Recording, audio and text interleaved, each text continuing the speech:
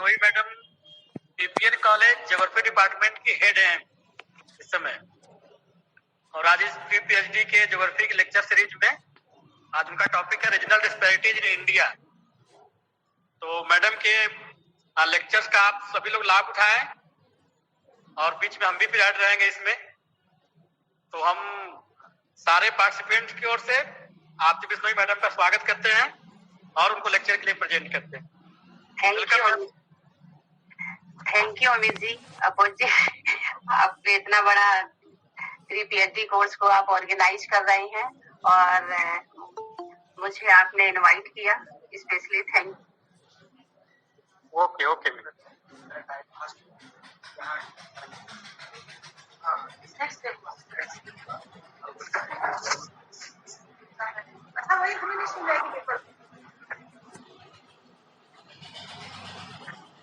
Hello everyone, आज इस PhD course के अंतर्गत रीजनल प्लानिंग सिलेबस के अंतर्गत रीजनल डिस्पैरिटीज इन इंडिया इस टॉपिक को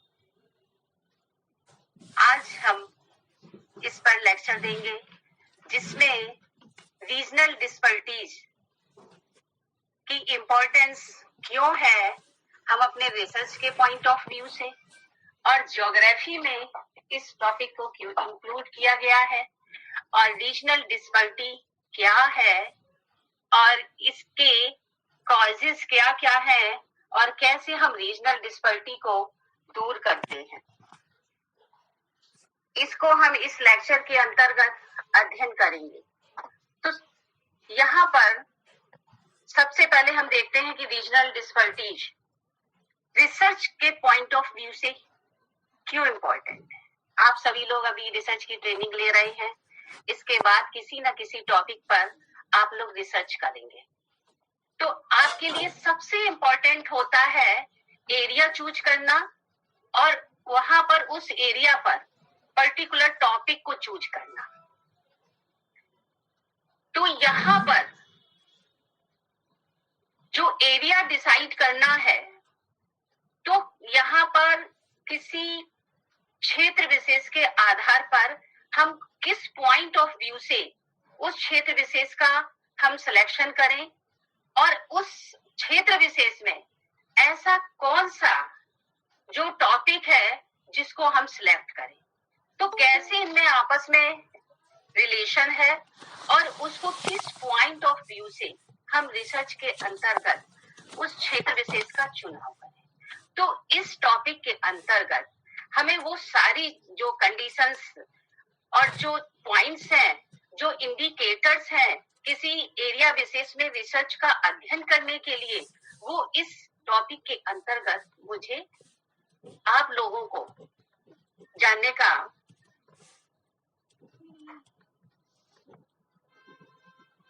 इस टॉपिक के अंतर्गत आप जानेंगे। तो यहाँ पर इस टॉपिक के अंतर्गत ज्योग्राफी में क्यों इंक्लूड किया गया। देखिए, ज्योग्राफी क्या है, भूगोल क्या है। Geography is the study of earth surface and its habitat. Geography में अर्थ सरफेस यानी हम स्थान विशेष का, हम अर्थ सरफेस का और इस पर रहने वाले हैबिटेंट्स यानी मानवों का अध्ययन करते हैं। तो यहाँ पर पृथ्वी पर क्षेत्र विशेष का अध्ययन करते हैं। तो क्षेत्र विशेष जो भूगोल जो है, किसी क्षेत्र विशेष का स्थानिक विश्लेषण पर जब हम अध्ययन करते हैं और वो हम कितने ह्यूमन एक्टिविटीज के आधार पर अध्ययन करते हैं। कोई भी क्षेत्र विशेष का अध्ययन हम किसी भी एरियाज में लें, भूगोल के बिना पॉसिबल नहीं है, क्योंकि क्षेत्र विशेष का जब हम अध्ययन करेंगे तभी हम उस क्षेत्र विशेष के बारे में जानेंगे, और जब उस क्षेत्र विशेष के बारे में जानेंगे तो उसमें कौन कौन से पॉइंट्स होते हैं उनके बारे में जानकारी मिलेगी। तो यहाँ पर इसीलिए क्षेत्र विशेष में हम अध्ययन करेंगे, चाहे वो किसी कंट्री के अंतर्गत हो, चाहे वो स्टेट्स के अंतर्गत हो, चाहे वो डिस्ट्रिक्ट लेवल पे हो, चाहे और हमारा विलेज या रूरल एरियाज पे हो। तो यहाँ पर हमारा टॉपिक है रीजनल डिस्पर्टीज इन इंडिया। तो यहाँ पर जो हम भूगोल में क्षेत्र विशेष के जो अध्ययन करेंगे, यहाँ पर रीजनल स्टडी यानी यहाँ पर इंडिया के रेफरेंस में करेंगे। तो इंडिया के रेफरेंस में रीजनल डिस्पर्टीज क्या क्या है, यानी प्रादेशिक विषमता क्या क्या है। रीजनल डिस्पर्टीज, इसको हम हिंदी में भारत में प्रादेशिक विषमता,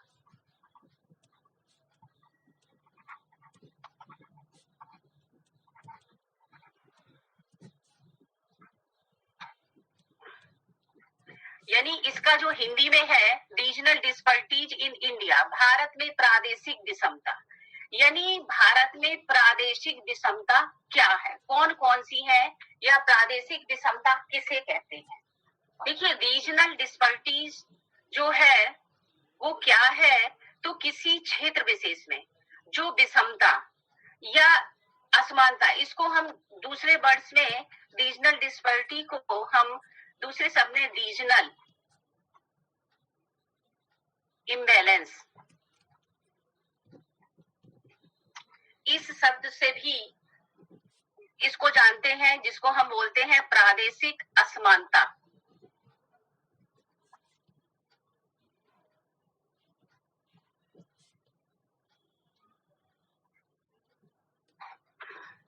प्रादेशिक असमानता यानी रीजनल जो डिस्पर्टीज है, यानी क्षेत्र विशेष में जो विषमता मिलती है, विषमता किस आधार पर, कुछ अधिक विकसित हो गए हैं, कुछ कम विकसित है, कुछ और भी लो लेवल पर विकसित है।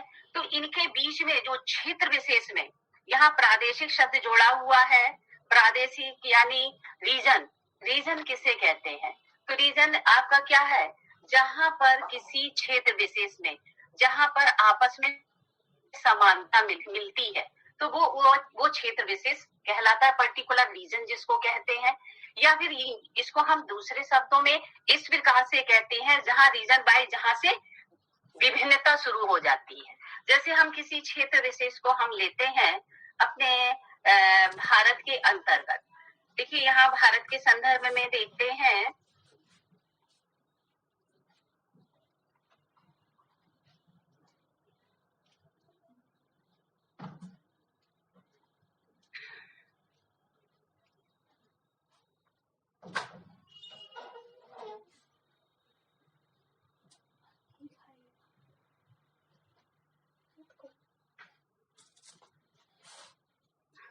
यहाँ पर देखिए भारत के मैप में देखते हैं कि क्षेत्र विशेष, जैसे यहाँ पर कोई क्षेत्र विशेष हमारा अधिक विकसित है, जैसे हमारे ये गुजरात का रीजन है, ये महाराष्ट्र का रीजन है, बजाय यहाँ पर हमारा बिहार और ये झारखंड ये कम विकसित है। तो यहाँ पर जो क्षेत्र विशेष के आधार पर जो विषमता या असमानता मिलती है उसको रीजनल डिस्पर्टीज कहते हैं। जैसे ये जम्मू कश्मीर का रीजन है, ये पूर्वांचल के स्टेट्स हैं, इनके कंपैरिजन में हमारा यहाँ पंजाब हरियाणा या हमारे गुजरात और सूरत के जो स्टेट्स हैं ये अधिक विकसित, इसके कंपैरिजन में। तो हम जो असमानता या विषमता का जो हम कंपैरिजन किसी क्षेत्र विशेष के आधार पर जब करते हैं तो उसको हम, देखिए रीजनल शब्द क्यों जोड़ा है, अभी हम देखो वर्ड्स के अकॉर्डिंग चल रहा है। तो रीजन यानी रीजनल, प्रदेश यानी क्षेत्र विशेष में, तो यहाँ पर हम इंडिया के रेफरेंस में ले रहे हैं, इसलिए इन इंडिया। और यहाँ पर डिस्पर्टीज विषमता, तो विषमता किस चीज की, उस क्षेत्र विशेष की विषमता। तो क्षेत्र विशेष की विषमता जो हो सकती है वो क्या हो सकती है, किसी एक स्टेट की, जैसे ये जम्मू कश्मीर है आपका, ये उत्तरांचल है, यहाँ पर ये आपका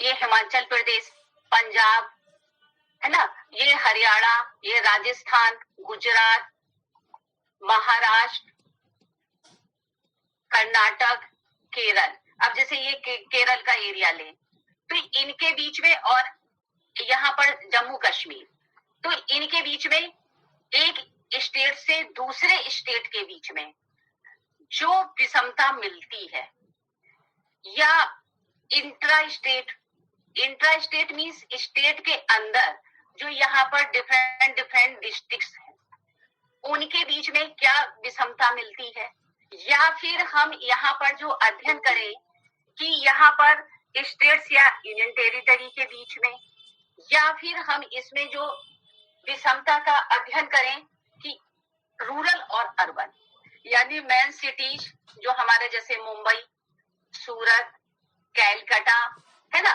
तो इन जो सिटीज और रूरल एरियाज हैं, इनके बीच में जो कंपेयर करें, इनके बीच में जो हम तुलना करें, उसका जो हम अध्ययन करते हैं, जो इनके जब एनालिसिस इन स्थानों में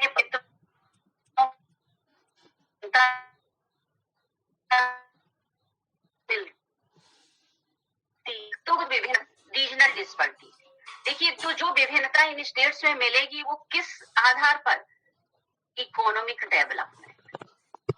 हम यहाँ पर जो विषमता का अध्ययन करेंगे इकोनॉमिक डेवलपमेंट के आधार पर, यहाँ पर इकोनॉमिक डेवलपमेंट के आधार।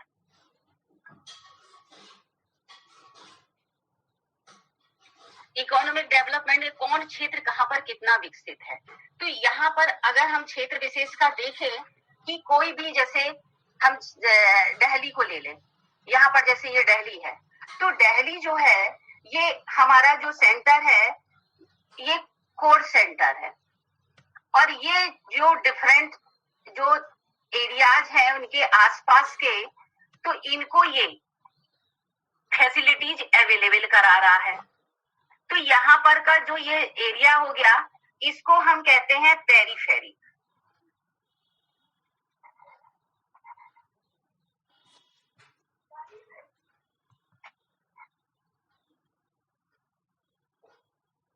पेरीफेरी एरिया, देखिए जो मेन यहाँ पर जो मेन सेंटर होता है जिसका अधिक विकास होता है, जहाँ पर इकोनॉमिक और रिसोर्स डेवलप है, टेक्नोलॉजी प्रोग्रेस है, इनोवेशन है, इन्वेस्टमेंट है, तो इस तरीके से की जो सारी कंडीशंस कहाँ पर मिलती हैं, दिल्ली में मिलती। तो जो अपने सराउंडिंग्स एरियाज हैं, तो वो यहाँ पर दिल्ली में यहाँ पर एम्प्लॉयमेंट के लिए आते हैं, काम करने आते हैं।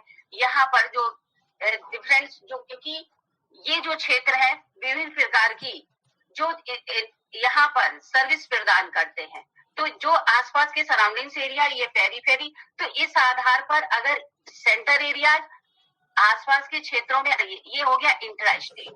यहाँ पर जो हम डिफरेंस बता रहे हैं कि state to state, inter state, यानी एक स्टेट से दूसरे स्टेट के बीच में, और इस तरीके से ये रूरल अर्बन हो गया, क्योंकि जो आसपास के सराउंडिंग्स एरिया है, या डिस्ट्रिक्ट या टेरिटरीज जो हम यहाँ पर मेन जो टेरिटरीज इंडिया के हैं उनके बीच में, तो इनके बीच में जो हम अध्ययन करेंगे तो किस बेस पे करेंगे, इकोनॉमिक डेवलपमेंट, यानी आर्थिक विकास। आर्थिक विकास जो है उसमें डिफरेंस, इकोनॉमिक डेवलपमेंट में डिफरेंस, और वो कैसा, अनइवन। तो यहाँ पर कहीं पर किसी क्षेत्र विशेष का जो विकास है वो अधिक है, अधिक डेवलप है, और कुछ क्षेत्र है अनइवन डेवलप है, यानी उनमें कम विकास हुआ है। तो इनका जो विकास है, तो यहाँ पर हम देखिए किस बेस पे हो रहा है, तो देखिए क्या दिया गया है, अचीवमेंट इन ज्योग्राफिकल रीजन्स, यानी भौगोलिक प्रदेश के आधार पर। देखिए कोई भी क्षेत्र विशेष की बिना ज्योग्राफी मीन्स मतलब लोकेशन, जहां पर देखिए अगर हम ज्योग्राफी का अध्ययन जो करते हैं वो किस पे, लोकेशन। जब लोकेशन की बात आती है तो क्या आ जाता है, लैटिट्यूड और लॉन्गिट्यूड। तो लैटिट्यूड और लॉन्गिट्यूड जब आ जाता है, अगर हम ज्योग्राफी में ग्लोब में कहीं पर भी किस लैटिट्यूड और लॉन्गिट्यूड पर है, तो एक हमारे मन में अपने आप ध्यान आ जाता है, अगर हम इक्वेटर रीजन्स के पास है, सपोज करो 0 डिग्री के पास, तो हमें पता है कि वहां पर कैसा होगा, कि वहां की जो फिजिकल कंडीशंस ज्योग्राफी में जो अध्ययन करेंगे वो वहां पर हम ज्योग्राफी में किस पॉइंट ऑफ व्यू से अध्ययन करेंगे यहाँ पर। देखिए यहाँ पर किस प्रकार की जो लोकेशन है, कैसी यहाँ की सॉइल है, कैसा यहाँ का क्लाइमेट है, कैसा यहाँ का लिविंग स्टाइल है। तो ये सब चीजें जो है तो मेरे दिमाग में अपने आप आ जाए। अगर हम पोलर रीजन में हैं तो पोलर रीजन में देखिए कितनी क्षेत्रीय विभिन्नता मिल रही है। क्यों, किस आधार पर? तो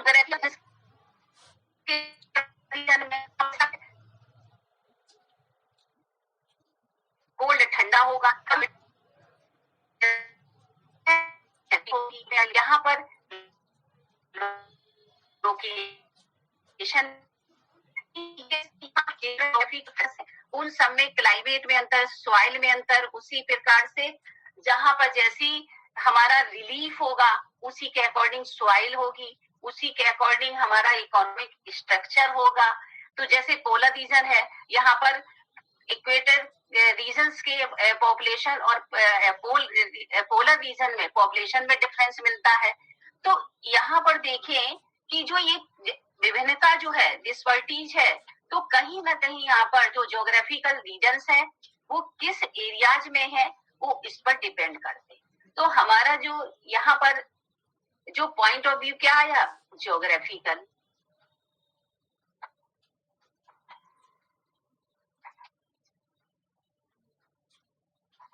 किस ज्योग्राफिकल रीजन्स में है, यानी हमारे जो रीजन्स है पोलर रीजन में है, क्योंकि हम या फिर ट्रॉपिकल रीजन में है या टेम्परेट रीजन में है, तो उसके आधार पर भी उस क्षेत्र विशेष की इकोनॉमिक जो डेवलपमेंट है उस पर कहीं ना कहीं वो रिस्पॉन्सिबल है।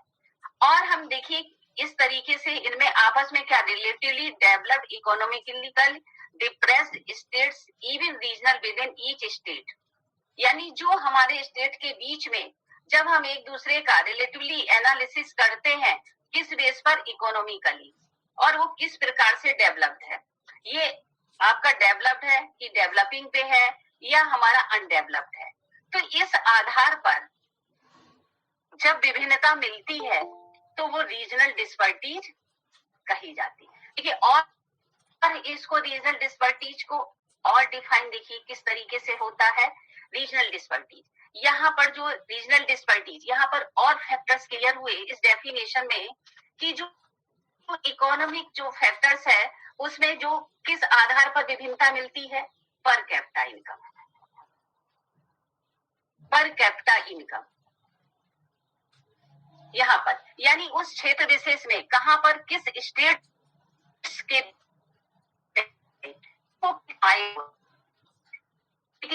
किसकी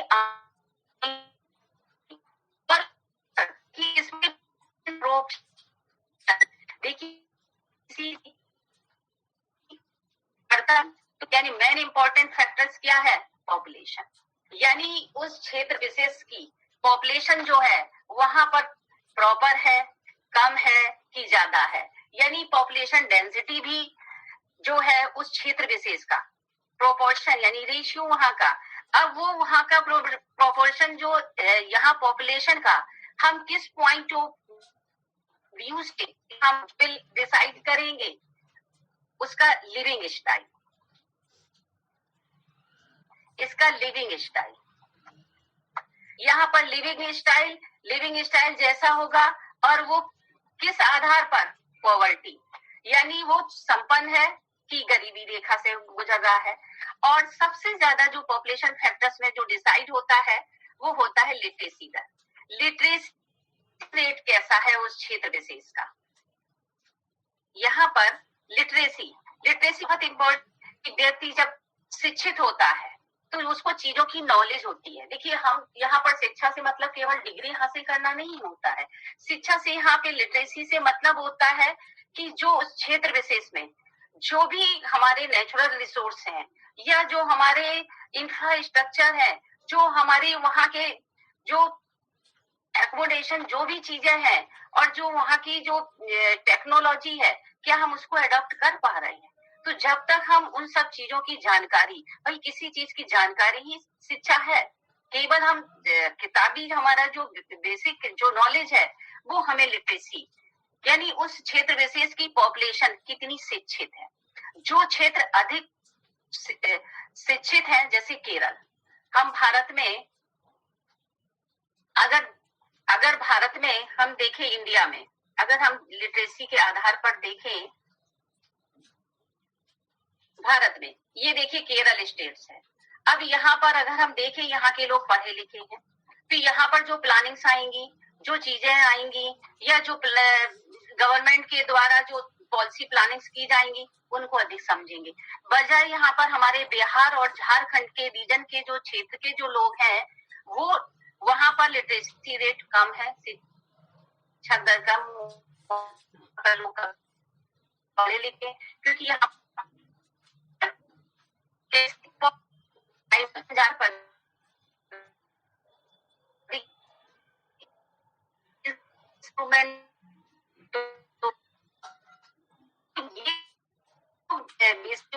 और रूप से विद्यमान है तो पर कौन से और हमारा फैक्टर्स निकल के आया, सोशल फैक्टर्स,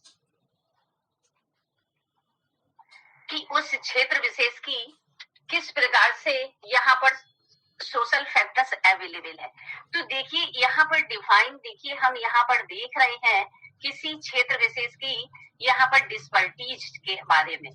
तो ये जो डिस्पर्टीज है तो कितने फैक्टर्स निकल के हमारे आए, ज्योग्राफिकल, इकोनॉमिक और यहाँ पर प्रोपोर्शन ऑफ पॉपुलेशन, यहाँ पर हमारे इंफ्रास्ट्रक्चर जैसे हेल्थ का है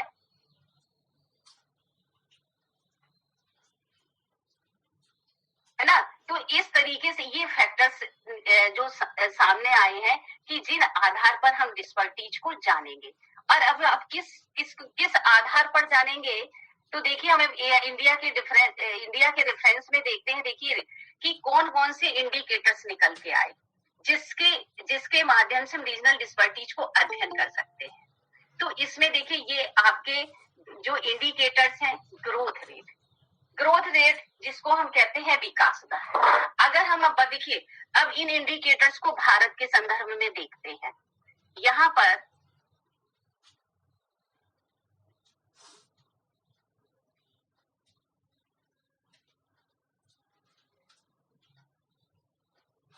भारत के संदर्भ में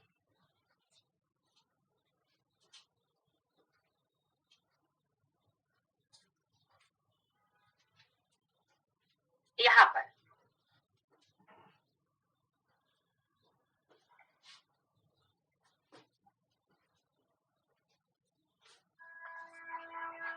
ये देखिए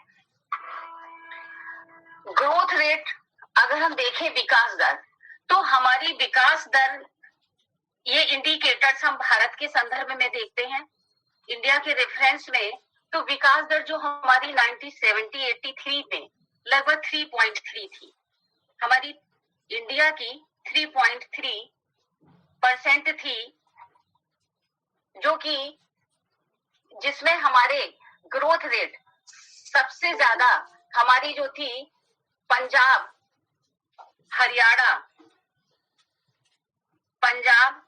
हरियाणा, आंध्र प्रदेश और यहाँ पर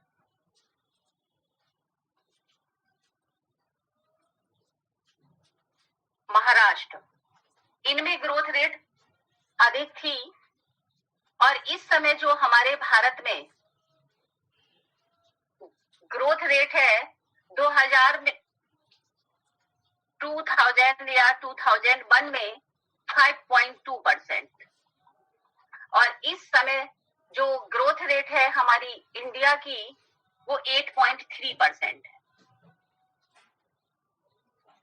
तो यहाँ पर इस कंपैरिजन में अब इनके अंदर इंट्रा स्टेट्स में तो किन स्टेट्स की ज्यादा है, पंजाब, हरियाणा, क्योंकि यहाँ पर देखिए हमारा भारत वर्ष कैसा है, डेवलपिंग कंट्रीज है, ये कृषि प्रधान अर्थव्यवस्था वाला देश है और यहाँ पर इंडस्ट्रियल रीजन्स वाले क्षेत्र यहाँ पर बढ़ रहे हैं। तो यहाँ की मेन जो यहाँ पर जिनमें रीजनल डिस्पर्टीज में जिन फैक्टर्स की जो पर यहाँ पर ग्रोथ रेट के अंतर्गत देखें तो एग्रीकल्चर, इंडस्ट्री, इंफ्रास्ट्रक्चर में जैसे ट्रांसपोर्टेशन, इलेक्ट्रिसिटी, कम्युनिकेशन, जो इनका जो है इम्पोर्टेंट रोल है रीजनल डिस्पर्टीज में। तो यहाँ पर इनके अंतर्गत जो हम अध्ययन कर रहे हैं तो ग्रोथ रेट का अपना अलग इम्पोर्टेंस है कि कहाँ पर कितना विकास है। जहां पर जितना विकास दर होगा वो उतना ही हाई लेवल पे होगा, जहां पर ग्रोथ रेट जो कम होगा तो वो पिछड़ा क्षेत्र होगा। जैसे ये हमारा ईस्टर्न यूपी का, बिहार का और झारखंड का जो एरिया है तो ये पिछड़ा हुआ है। तो यहाँ पर कैपिटा इनकम कम है। हमारे बिहार की जो पर कैपिटा इनकम जो है वो 50,000 के आसपास है। वहीं पर हरियाणा की 2,63,000 समथिंग है। इसी तरीके से तमिलनाडु की 2,54,000 है। तो इस प्रकार से जो ये पर कैपिटा इनकम कहाँ पर कम है और ज्यादा है और परसेंट तो लिविंग बिलो द पॉवर्टी, तो यहाँ पर जो लोग नीति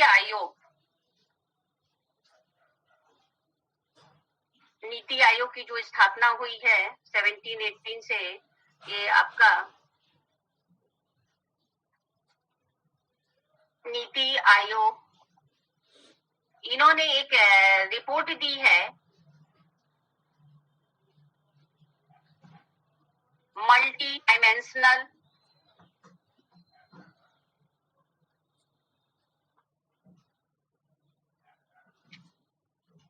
पॉवर्टी इंडेक्स।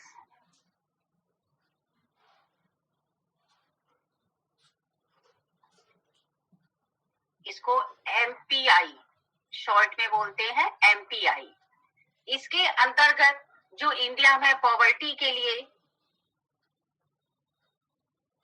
जो यहाँ पर पॉवर्टी इंडिया में मिलती है उनमें पूरेस्ट स्टेट्स जो है हमारे,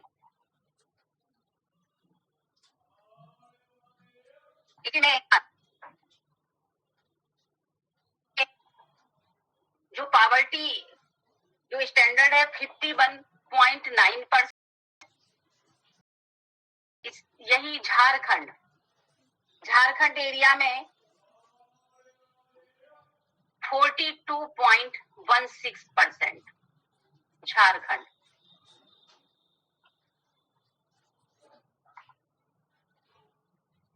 बिहार,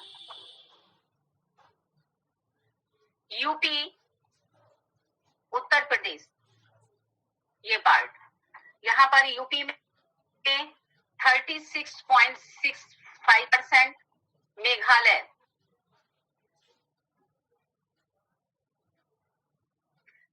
में 32.65%।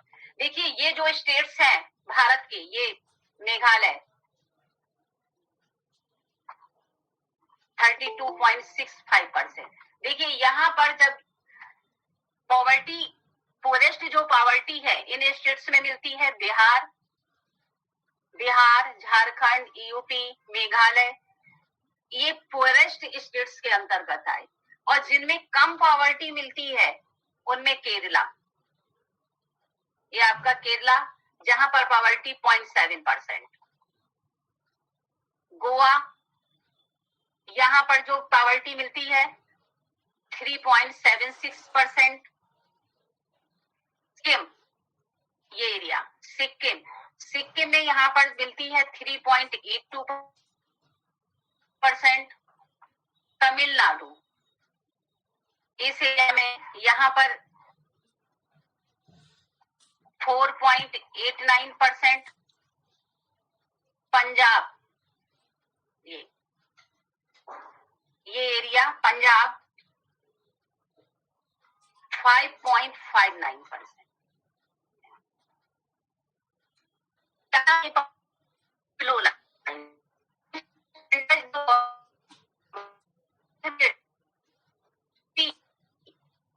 इनकी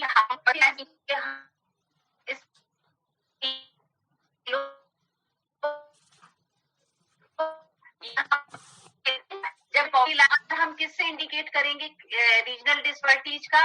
अनएम्प्लॉयमेंट, बेरोजगारी जिसको बोलते हैं। तो बेरोजगारी के अगर आधार पर देखें यहाँ पर, तो भारत में बेरोजगारी जो है 1991 में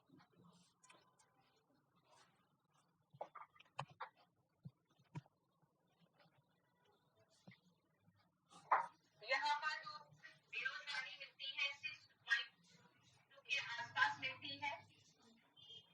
तो 2021 और 22 में 6.57% अनएम्प्लॉयमेंट मिलता है, जिनमें सबसे कम अनएम्प्लॉयमेंट आंध्र प्रदेश में मिलता है।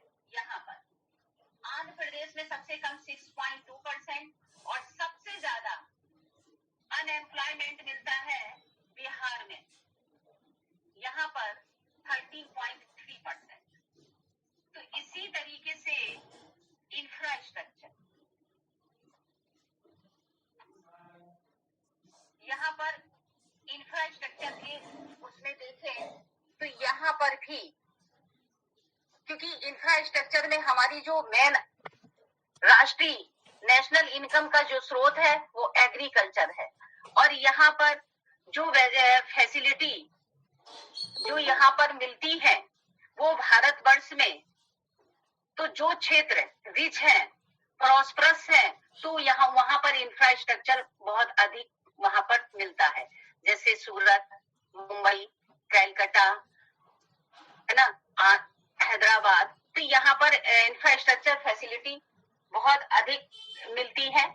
और क्रॉपिंग इंटेंसिटी इरिगेशन, देखिए इसको क्यों यहाँ पर इंडिकेटर माना गया, क्योंकि भारत एग्रीकल्चर यानी कृषि अर्थव्यवस्था यहाँ का मुख्य आय का स्रोत है। तो जहां जहां पर कृषि की सुविधा उपलब्ध है, जैसे पंजाब और हरियाणा, तो यहाँ पर एग्रीकल्चर में रिच है, तो यहाँ पर जो प्रॉस्परस है, यहाँ पर की ग्रोथ रेट अधिक है।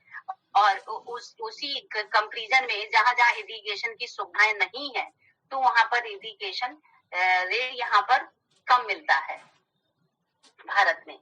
तो यहाँ पर क्रॉपिंग इंटेंसिटी, तो किस आधार पर, किन फैक्टर्स के अंतर्गत जो हम डिस्पर्टीज में हम कंपैरिजन करके उस क्षेत्र विशेष में कहां पर रीजनल डिस्पर्टी अधिक मिलती, कम मिलती कि ज्यादा मिलती, तो ये इंडिकेटर्स हैं ग्रोथ रेट, जिसको हम कहते हैं विकास दर।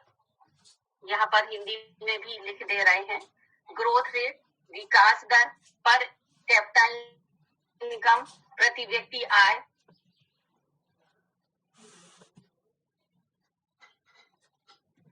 Percentage of people living below the poverty, गरीबी रेखा के नीचे रहने वाले लोग, गरीबी रेखा के नीचे रहने वाले लोग,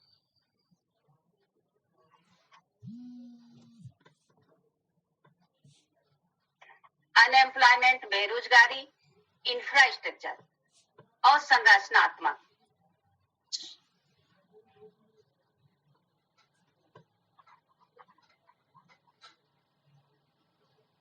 और संरचनात्मक फैसिलिटीज, क्रॉपिंग इंटेंसिटी, फसल यानी शस्य सघनता, और सिंचाई, इरिगेशन मीन सिंचाई। तो ये फैक्टर्स हैं जिनके अंतर्गत हम रीजनल डिस्पर्टी को डिफाइन करते हैं। किसके अंतर्गत? स्टेट टू स्टेट, यहाँ पर state to state, inter state यानी एक स्टेट से दूसरे स्टेट के अंदर कंपैरिजन करेंगे, या एक क्षेत्र से दूसरे क्षेत्र के बीच में हम कंपैरिजन करेंगे। इंट्रा स्टेट या उस स्टेट के अंदर, सपोज करो जैसे हमारे उत्तर प्रदेश का एरिया है, तो पूर्वी उत्तर प्रदेश हमारा पिछड़ा है, कंपैरिजन पश्चिमी, तो इनके बीच में जब हम इंट्रा स्टेट के अंतर्गत जब हम रीजनल डिस्पर्टीज देखेंगे या रूरल अर्बन एरियाज में देखेंगे, तो इस तरीके से डिस्ट्रिक्ट या यूनियन टेरिटरी, तो इन इंडिकेटर्स के अंतर्गत हम रीजनल डिस्पर्टीज को डिफाइन करते हैं। अब देखिए कि यहाँ पर देखते हैं किन किन विद्वानों ने रीजनल डिस्पर्टीज पे अध्ययन किया है। ऐसे कौन कौन से विद्वान हैं जिन्होंने रीजनल डिस्पर्टीज के बारे में अध्ययन किया है। तो इनमें अशोक मित्रा ने 1961 में डिस्पर्टीज पे अध्ययन किया।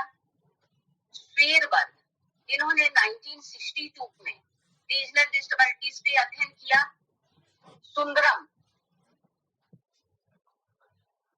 केबी सुंदरम ने 1971 में और 1983 में, और अशोक माथुर ने इन्होंने 1978 में रीजनल डिस्पर्टीज पर अध्ययन किया है। इनके जो एफर्ट है फेमस है, जिन्होंने रीजनल भारत के, इनमें अशोक मित्रा ये फर्स्ट साइंटिस्ट थे जिन्होंने डिस्ट्रिक्ट लेवल पर रीजनल डिस्पर्टीज का अध्ययन किया। इन्होंने 1961 की सेंसस के आधार पर विभिन्न प्रकार के जो इंडेक्स थे, मैंने आपको बताए थे अभी इंडिकेटर्स कौन कौन से, उन इंडेक्स के आधार पर इन्होंने इंडिया को 6 ब्लॉक्स में डिवाइड किया। इन्होंने 6 ब्लॉक्स में डिवाइड किया और इन 6 ब्लॉक्स में हर ब्लॉक के अंतर्गत इन्होंने जो सूचनाएं एकत्र की। देखिए, अशोक मित्रा ने 1961 में डिस्ट्रिक्ट लेवल पर यहाँ पर रीजनल डिस्पर्टीज का अध्ययन किया। इन्होंने जियोलॉजिकल भूवैज्ञानिक रचना, स्ट्रक्चर, स्थलाकृति, टोपोग्राफी, रेनफॉल, वर्षा, हाउस टाइप्स, ग्रह प्रकार, लैंग्वेज, भाषा, SC एंड ST ट्राइब जो अनुसूचित एवं अनुसूचित जनजाति जनसंख्या है, उस पर इन्होंने अध्ययन किया। तो ये पूरा इन पॉइंट्स के अंतर्गत किया। फिर बी, देखिए हमारी एग्रीकल्चर मैन प्रधान है तो इसको इन्होंने अलग ब्लॉक में रखा। सॉइल्स यानी मिट्टी और क्रॉप्स, जहां जैसी मिट्टी होगी उसी प्रकार की क्रॉप्स उत्पन्न होंगी। और उसके साथ ही साथ हमारे एग्रीकल्चर इंफ्रास्ट्रक्चर, हमारी कृषि के लिए जो मैन्योर है, इरिगेशन है और कौन कौन सी जो सुविधाएं हैं, तो उन इंफ्रास्ट्रक्चर को इन्होंने इसके अंतर्गत रखा। सेकंड में, ब्लॉक थर्ड में ट्रेडिशनल सेक्टर्स को इन्होंने रखा। फोर्थ में देखिए ह्यूमन रिसोर्स को एकदम अलग, कितनी पोटेंशियल हमारी अंतर्गत है, हमारे करती है कि देखिए हमारा कोई भी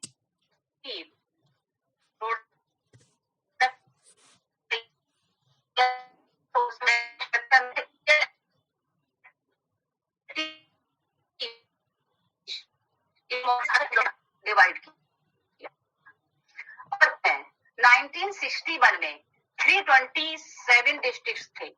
उनके आधार पर इन्होंने कहां पर इंडिया में डिस्ट्रिक्ट्स जो है, कहां पर कम डिस्पर्टीज मिलती है, कहां पर ज्यादा मिलती है, कहां पर मीडियम मिलती है, कहां पर बहुत पुअर जो यहाँ पर रीजनल डिस्पर्टी मिलती है, उस आधार पर इन्होंने डिस्ट्रिक्ट्स को डिवाइड किया। तो यहाँ पर इन्होंने हाई से लो लेवल तक क्षेत्रों को इन्होंने इस तरीके से डिवाइड किया और इस तरीके से इन्होंने सेमी डेवलप्ड इंडिया के अंतर्गत ईस्टर्न, पूर्वी, सेंट्रल, मध्य और दक्षिणी यानी साउथ इंडिया का इन्होंने स्पेशल स्टडी की इन पॉइंट्स ऑफ के अंतर्गत। और इन्होंने बताया जो मीडियम लेवल पर जो सेंटर्स थे वो हाई लेवल जो डिस्ट्रिक्ट से उनके आसपास सराउंडिंग्स में थे। तो इसके आधार पर देखिए हम यहाँ पर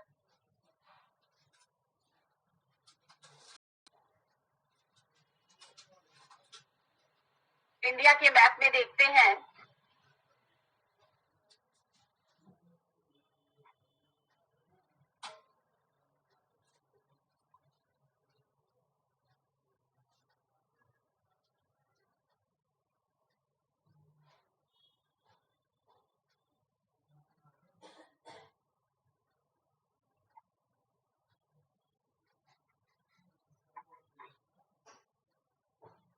यहाँ पर देखिए, यहाँ पर इन्होंने जो हाई लेवल के, यहाँ पर जो गुजरात है, महाराष्ट्र है, केरल है, तमिलनाडु है, पंजाब, हरियाणा, तो यहाँ पर इन्होंने 84 डिस्ट्रिक्ट में इनको जो हाई लेवल के हैं इनको डिवाइड किया।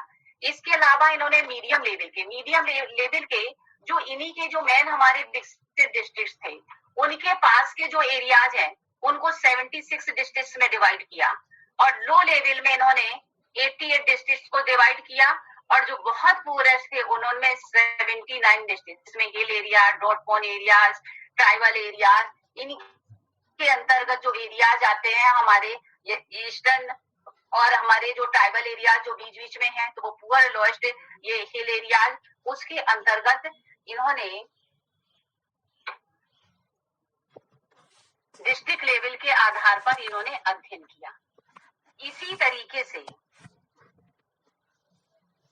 केवी सुंदरम ने 14 वेरिएबल्स के आधार पर 1971 में प्रिंसिपल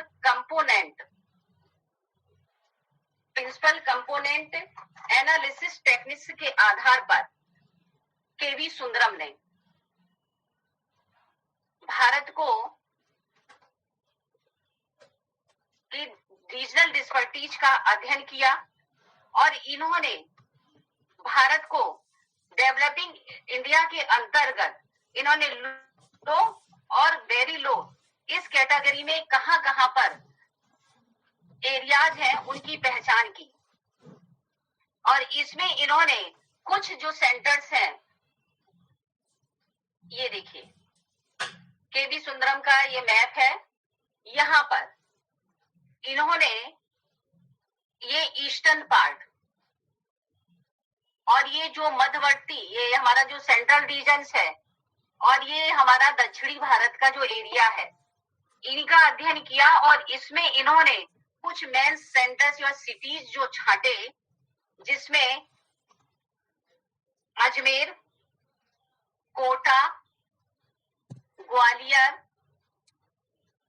उज्जैन, भोपाल, आगरा, कानपुर, लखनऊ, इलाहाबाद, वाराणसी, पटना, राउरकेला और जबलपुर, इन अर्बन सेंटर्स को इन्होंने कहा ये आइलैंड की तरीके से हैं, यानी जो सेंटर्स हैं और इनके चारों ओर के क्षेत्रों में विकास हुआ है छिटपुट रूप में, जिसको हम चित्तीदार बोल सकते हैं, उसके रूप में इन क्षेत्रों का विकास हुआ है। इन्होंने जो टेक्निक जो इन्होंने अप्लाई की है, प्रिंसिपल कंपोनेंट एनालिसिस टेक्निक्स, उसके आधार पर इन्होंने हाई लेवल पर इन्होंने जो माना है वो 3.3 से और लो लेवल पे 1.19, इसके आधार पर इन्होंने रीजनल डिस्पर्टीज को इस तरीके से मैप में दिखाया है। तो ये देखिए गुजरात और महाराष्ट्र के एरिया जो हाई लेवल पे हैं, ये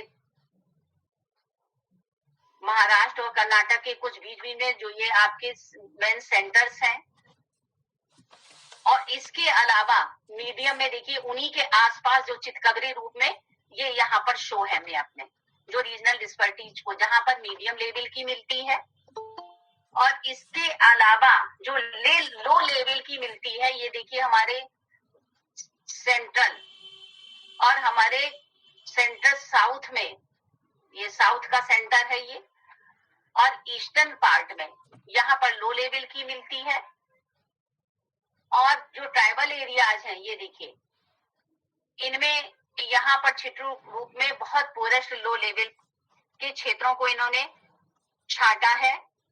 इसमें इन्होंने नॉर्थ ईस्टर्न स्टेट्स और ईस्टर्न के ये ईस्टर्न पार्ट के ये मिडिल क्षेत्र की जो ये ट्राइबल एरियाज हैं, ये बीच बीच में ईस्टर्न यूपी, उत्तरी बिहार, उत्तर प्रदेश, मध्य प्रदेश और ये बुंदेलखंड रीजन,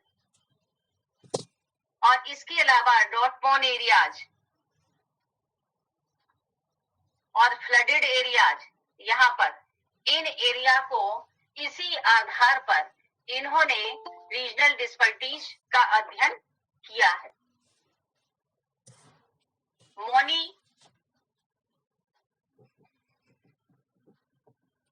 मोनी महोदय ने भी अध्ययन किया है। इन्होंने 38 वेरिएबल्स के आधार पर किया है। ये देखिए इंडिया के मैप में देखिए, इन्होंने 1999 में किया है और 1991 की सेंसस के आधार पर रीजनल डिस्पर्टीज का अध्ययन किया है। इन्होंने कहा कि 1971 से 1919 के बीच में जो यहाँ पर पिछड़े क्षेत्र थे, तो उनमें जो स्थितियां हैं सब में एक जैसी समान है पाई गई हैं कि जो पिछड़े क्षेत्र हैं, जहाँ पर अनएम्प्लॉयमेंट है, बेरोजगारी है, लिविंग स्टाइल लो है, एजुकेशन लो है, तो इनमें कुछ भी इन क्षेत्रों में कोई भी विकास नहीं हुआ है।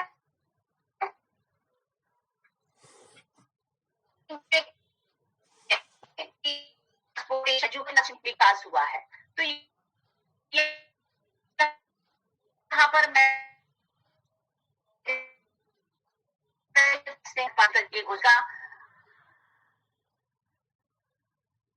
और यहाँ पर ये क्षेत्र का जो इकोनॉमिक डेवलपमेंट मिलता है, तो इन सब के अध्ययन के लिए कई कमेटीज भी बनाई गई, तो जिनमें Chakravarty committee,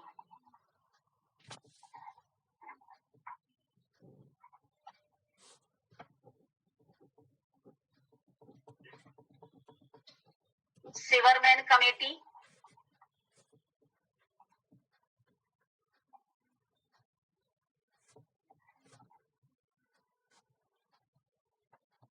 I G Patel committee,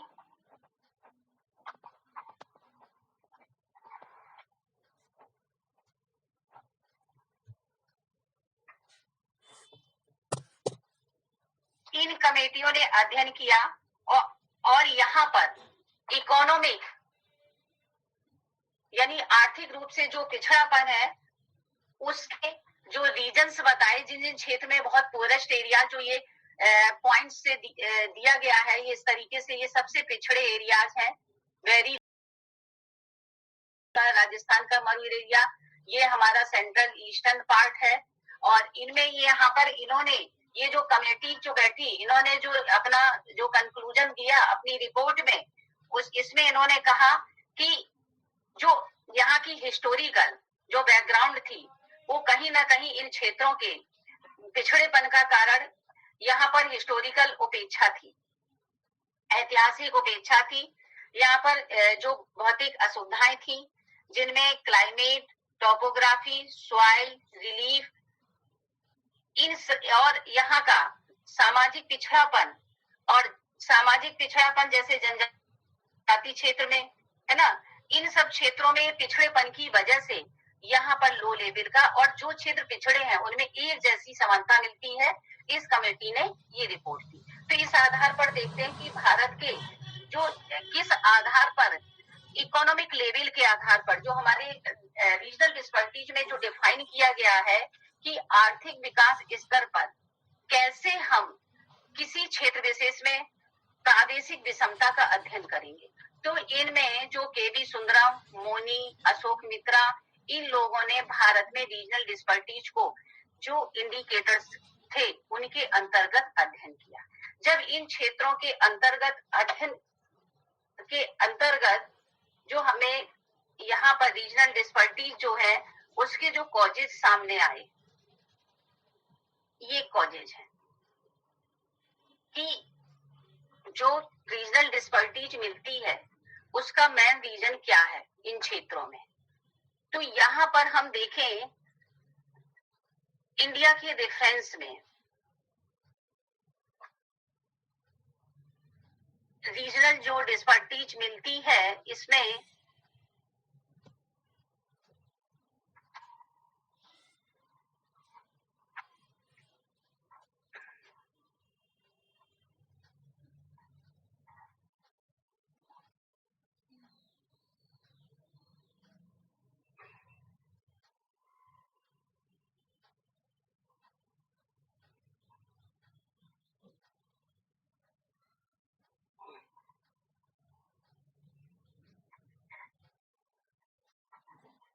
देखिए हिस्टोरिकल फैक्टर्स,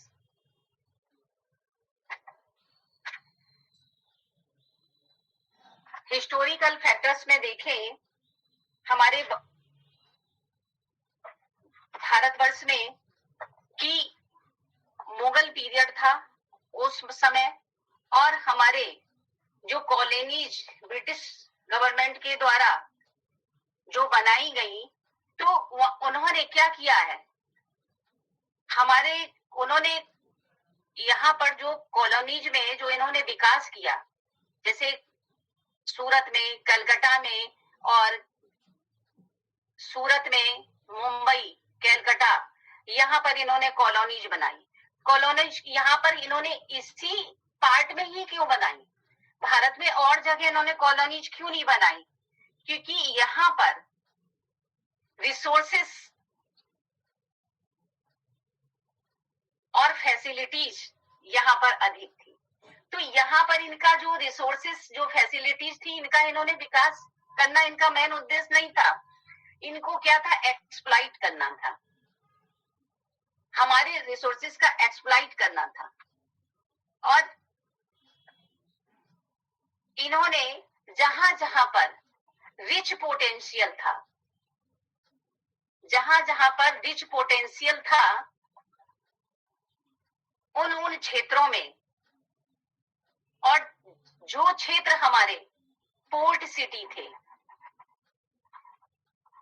यानी जहां जहां पर बंदरगाह थे, जैसे सूरत हो गया, मुंबई हो गया, कलकत्ता हो गया, ये सब क्या है? पोर्ट सिटी है। और इनमें ये हमारे पोटेंशियल के पॉइंट ऑफ व्यू से ये जो सेंटर्स थे, रिच थे, और यहाँ पर प्रॉपर यहाँ पर रिसोर्सेस की भी एबिलिटी थी। तो इसीलिए यहाँ पर, क्योंकि यहाँ पर क्या था कि इससे प्रॉस्परस मैन्युफैक्चरिंग होगा।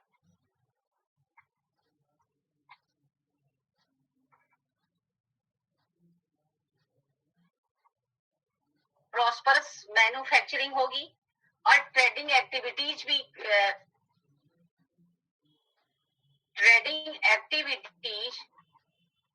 अधिक होंगी। तो इसीलिए इन लोगों ने, ब्रिटिश लोगों ने अपनी कॉलोनी इन्हीं क्षेत्रों में, जहां पर प्रॉपर रिसोर्सेस थे, प्रॉपर पोटेंशियल था, और पोर्ट सिटी थे, और जहां पर मैन्युफैक्चरिंग एक्टिविटीज इजीली हो सकती थी, और यहाँ से आसानी से ये अपनी ट्रेडिंग व्यवस्था कर सकते थे। तो इसीलिए उन्हीं क्षेत्रों में इन लोगों ने अपनी कॉलोनीज बनाई। तो कहीं न कहीं जहां पर हमारे फ्रीडम, हमारे देश के स्वतंत्र होने के पहले ब्रिटिश लोगों ने जो यहाँ पर विकास किया, फिर यहाँ पर भारत में जो प्लानिंग्स आई, जो और चीजें जो आई, तो पूरे स्टेट्स के लिए आई। तो इनमें क्या हुआ कि जो क्षेत्र इनका विकास हुआ था, इन क्षेत्रों का और अधिक विकास हुआ, और दूसरे स्टेट्स के कंपैरिजन में। तो इसलिए ये जो क्षेत्र है, ये इनका जो ग्रोथ रेट है, इनका अधिक है, यहाँ पर विकास दर अधिक है, यहाँ पर लोगों की पर कैपिटा इनकम अधिक है। तो कहीं ना कहीं रीजनल डिस्पर्टीज के हिस्टोरिकल फैक्टर्स भी कहीं ना कहीं हमारे रिस्पॉन्सिबल है। वहीं पर हम देखें कि दूसरा फैक्टर्स है हमारा ज्योग्राफिकल फैक्टर्स। देखिए रीजनल डिस्पर्टीज जब हमने डेफिनेशन में देखा था, तो कौन कौन से, देखिए हमारी जो डेफिनेशन होती है, तो पूरा जितना भी हम स्टडी करते हैं, पूरा हमारे डेफिनेशन के अंतर्गत पूरा हमारा जो एक्सप्लेनेशन होता है उसके अंतर्गत आ जाता है। तो हमने जो ज्योग्राफिकल, जब हम डिस्पर्टीज डिफाइन कर रहे थे, तो मेन फैक्टर्स क्या था? Geographical factors. ज्योग्राफिकल फैक्टर्स में हम देखें कि यहाँ पर भारत में लोकेशन, एल्टीट्यूड, अगर हम रिलीफ या उच्चावच के आधार पर देखें तो ये देखिए भारत को हम यहाँ रिलीफ के आधार पर डिवाइड कर रहे हैं।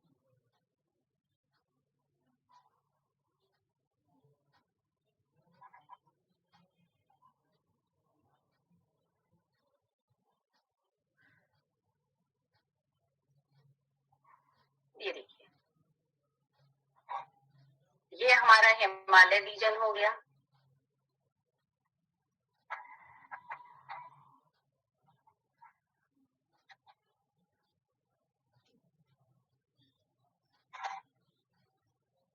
नॉर्थ गंगा प्लेन,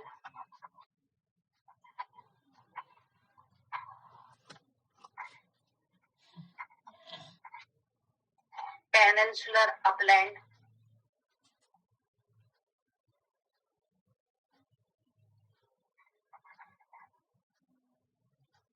ये कोस्टल रीजन,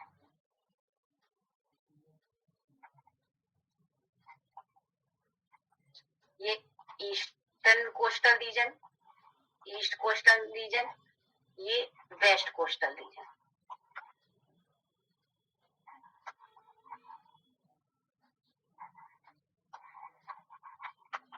देखिए ये सारा रीजन में डिवाइड हो गया रिलीफ के अकॉर्डिंग। अगर रिलीफ के अकॉर्डिंग अगर हम यहाँ पर देखें तो यहाँ पर ये हिल एरियाज है, हिमालय रीजन, तो वहीं पर हिल रीजन में देखिए डिफरेंस कितना है, ये वेस्टर्न हिमालय, ईस्टर्न हिमालय। तो यहाँ पर अगर देखें, अगर हम क्लाइमेट का डिफरेंस लें तो यहाँ पर वर्षा कितनी होती है, 200 से अबव रेनफॉल होती है, और यहाँ पर जो हमारी रेनफॉल होती है ये एवरेज 50 से 100 के बीच में होती है। तो यहाँ पर जो रेनफॉल में देखिए अंतर रीजन वाइज है, हिल एरिया देखिए ईस्टर्न पार्ट में देख लीजिए, वेस्टर्न पार्ट में देख लीजिए, वहीं पर देखिए गंगा प्लेन और हिल रीजन। तो यहाँ पर ये जो डिस्पर्टीज मिल रही है तो किस बेस पर मिल रही है कि हिल एरियाज में जो लिविंग स्टाइल है वो कैसा होगा, कठिन होगा, डिफिकल्ट होगा, लोगों को पहाड़ों पे यहाँ पर पॉपुलेशन भी कम होगी, क्यों, यहाँ का लिविंग स्टाइल कठिन है, यहाँ पर इंफ्रास्ट्रक्चर है तो वो बजाय प्लेन के यहाँ पर कठिन होगा। जो प्लानिंग्स आएंगी हिल एरियाज और प्लेन एरियाज में, क्या सेम जैसी कंडीशंस में इनमें एक्टिविटीज होगी, नहीं होगी। प्लेन एरियाज में देखिए यहाँ पर हिल एरियाज कठिन है, यहाँ पर लिविंग स्टाइल कठिन है, तो यहाँ पर कैसा है, प्रोपोर्शन ऑफ पॉपुलेशन हमारा कैसा है, कम है। वहीं पर हम गंगा प्लेन रीजन को लें, यहाँ पर अगर हम ये गंगा प्लेन रीजन को लें तो यहाँ गंगा प्लेन रीजन जो ये हमारा है, तो यहाँ पर क्या है कि यहाँ की सॉइल कैसी है, उपजाऊ है, फर्टाइल है, तो यहाँ पर इस एरिया में हमारी एग्रीकल्चर में हम प्रॉस्परस हैं यहाँ पर। तो यहाँ पर क्यों, यहाँ की जो मिट्टी है वो कैसी है, उपजाऊ है। तो इस एरिया में, और ये हिल एरियाज में है, यहाँ की सॉइल कैसी होगी, माउंटेनी हिल होगी, हमारी जो सॉइल होगी पथरीली होगी। तो यहाँ पर जो हम क्रॉप्स एक एक साथ 2-2, 3-3 यहाँ पर हम जो क्रॉप इंटेंसिटी है वो हाई है बजाय यहाँ हिल एरियाज के। वहीं पर हम अगर देखें ये पेनिनसुलर अपलैंड को, तो पेनिनसुलर अपलैंड है ये बिल्कुल डिफरेंट है, क्योंकि यहाँ पर क्या है, मिनरल्स बहुत अधिक मिलते हैं, यहाँ की भी मिट्टी उतनी अधिक उपजाऊ नहीं है। यहाँ पर कैसी है, ब्लैक सॉइल है, रेड सॉइल है, तो यहाँ पर मिलती है। तो ये कोस्टल रीजन है जहां पर चीका जो आपकी क्ले उस तरीके की सॉइल यहाँ पर मिलती है। तो यहाँ पर क्लाइमेट में देखें, यहाँ पर देखिए 200 से अधिक रेनफॉल होती है। इसे इस एरियाज में ये 200 से अधिक रेनफॉल होती है। तो वहीं पर जैसे जैसे हम ईस्ट से वेस्ट की ओर बढ़ते जाते हैं तो रेनफॉल में वेरीज मिलता जाता है। यहाँ पर रेनफॉल में विभिन्नता मिलती है और हमारे राजस्थान के यहाँ पर एरिया में यहाँ तक आते आते हमारी वर्षा कितनी हो जाती है? 25 सेंटीमीटर, बिलो 50 सेंटीमीटर।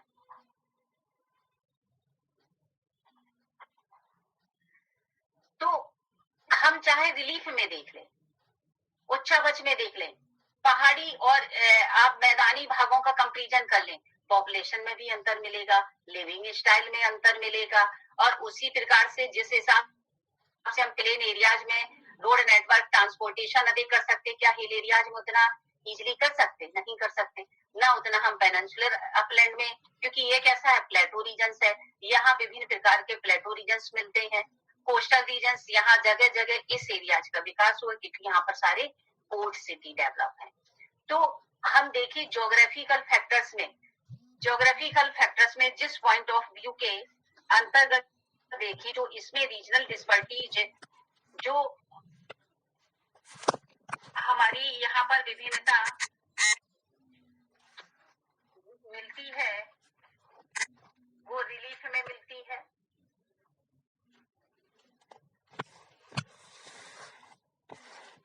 इसके अलावा यहाँ पर क्लाइमेट में मिलती है।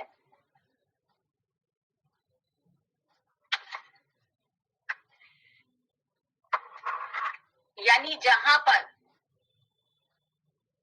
क्लाइमेट कैसी होगी, सुटेबल होगी, तो वहां पर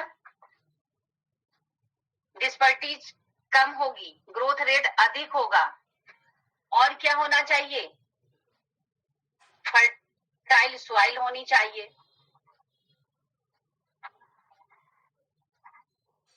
उपजाऊ मिट्टी होनी चाहिए। और यहाँ पर मिनरल्स यानी रिसोर्सेस, जहां पर रिच रिसोर्सेस में मिलते हैं तो उन क्षेत्रों का अधिक विकास। लेकिन कहीं कहीं रिसोर्सेस का सही से उनका यूज नहीं हुआ सही से, तो वो क्षेत्र भी पिछड़े हुए हैं।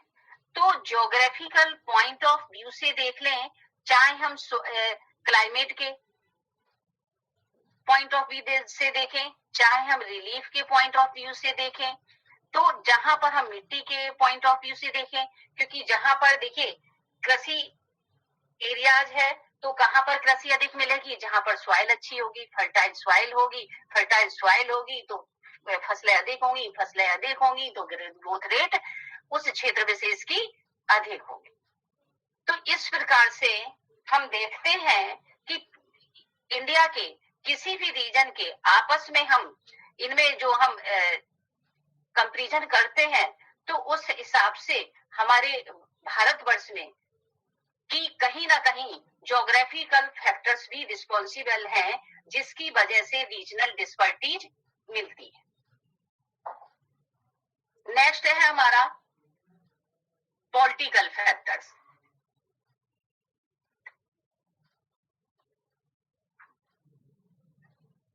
पॉलिटिकल फैक्टर्स में देखें कि हमारे गवर्नमेंट के द्वारा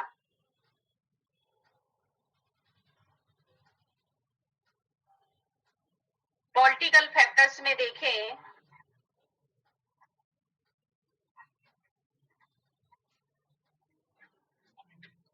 पॉलिटिकल फैक्टर्स में कि हमारे सरकार के द्वारा क्या रिलीफ दिया जा रहा है। Relief given by government. हमारे भारत में पॉलिटिकल जिस भारत में जिसका शासन होता है, जो पॉलिटिकल जो फैक्टर्स हैं, तो जो जिसकी सरकार बनती है वो किस प्रकार से कार्य कर रही है, उसकी एक्टिविटीज किस प्रकार की है, तो और और पॉलिटिकल फैक्टर्स में क्या होना चाहिए? जो पॉलिटिकल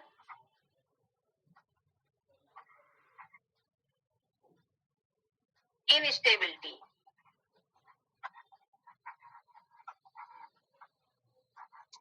अगर सरकारें बार बार आती हैं, चली जाती हैं, स्थिरता नहीं है, तो कोई भी प्लान्स या प्लानिंग्स जो भी बनेगी, तो वो जो भी डेवलपिंग पॉलिसीज बनेंगी हमारे भारतवर्ष में, जो भी डेवलपिंग पॉलिसीज बनेंगी वो क्या होंगी? वो कैसी? Not more effective. वो कैसी है? वो इफेक्टिव नहीं होंगी।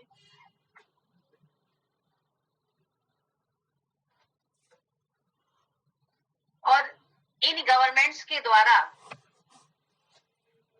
किस प्रकार से पॉलिसीज और प्लानिंग्स बनाई जाती हैं, तो इनमें अगर हम भारत के नॉर्थ और साउथ में अगर देखें, जो भी पॉलिसीज बनाई जा रही, नॉर्थ के कंपैरिजन में साउथ में ज्यादा इम्प्लीमेंटेशन होता है।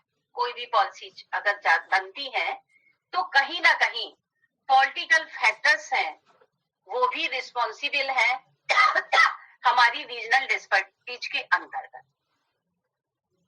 लोकेशन स्पेसिफिक फैक्टर्स की किस प्रकार से स्पेसिफिक फैक्टर्स हैं, उनकी लोकेशन किस प्रकार से है, हमारे भारतवर्ष में लोकेशन फैक्टर्स है वो किस प्रकार से है। तो इनमें जैसे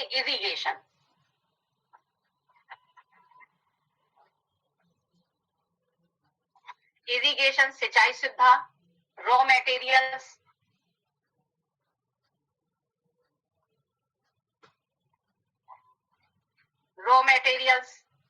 मार्केट,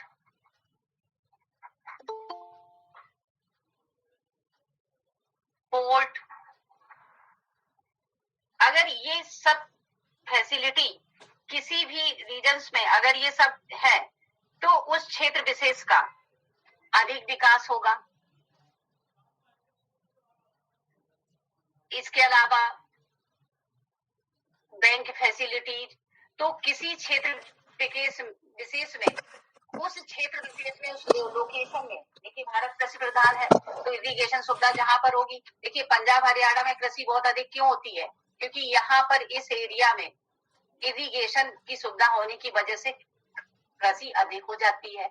और स्टेट्स में कृषि तो अच्छे से हो सकती है लेकिन इरिगेशन की सुविधा अवेलेबल नहीं है, इसलिए वहां पर अधिक उत्पादन नहीं हो पाता है। और किसी भी क्षेत्र में इंडस्ट्री लगाने के लिए रॉ मटेरियल्स होना चाहिए, उस तैयार प्रोडक्ट को बेचने के लिए मार्केट होना चाहिए, और एक्सपोर्ट इंपोर्ट करने के लिए पोर्ट्स होने चाहिए। तो जिस जिस एरियाज में है तो उन क्षेत्र विशेष का विकास अधिक होता है। सोशल फैक्टर्स, नेक्स्ट जो रीजनल डिस्पेरिटीज का है वो है सोशल फैक्टर्स। सोशल फैक्टर्स में जितनी भी फैसिलिटीज है, जहां पर जिस एरिया में फैसिलिटीज अधिक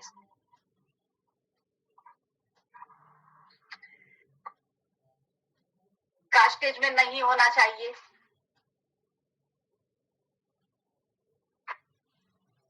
और उस क्षेत्र विशेष में जो जितनी भी प्राइमरी जो फैसिलिटी होती हैं उस क्षेत्र विशेष में यदि उपलब्ध है, और वहां पर जो लिविंग स्टाइल, जो हमारी पॉपुलेशन है वो कहां पर कैसी है, एजुकेटेड है, वहां पर लिटरेसी रेट अधिक है, तो वहां पर उस क्षेत्र विशेष में वहां पर विकास अधिक होगा, क्योंकि वहां की पॉपुलेशन पढ़ी लिखी है, जिसकी वजह से वहां पर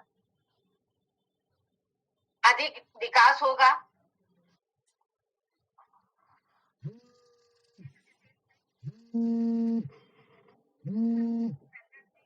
होना चाहिए। इकोनॉमिक फैक्टर्स, देखिए इकोनॉमिक फैक्टर्स जो इकोनॉमिक रीजन्स है, तो वहां पर किस क्षेत्र विशेष में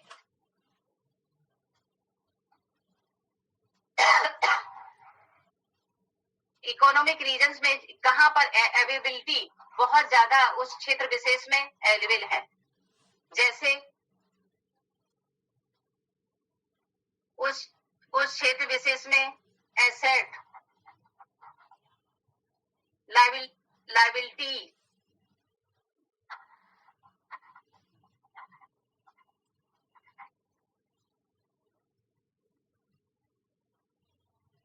availability of business,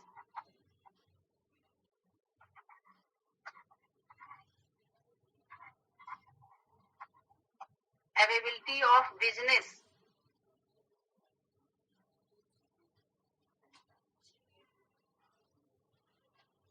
saving investment, saving and investment pattern,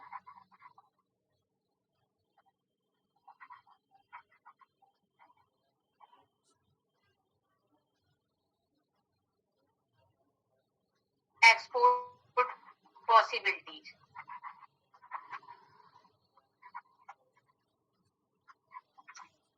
तो उस क्षेत्र विशेष में ये फैसिलिटीज जिस क्षेत्र विशेष में अधिक है, तो वहां पर रीजनल डिस्पैरिटीज कम मिलती है। जैसे ये सारे देखिए एसेट गुजरात,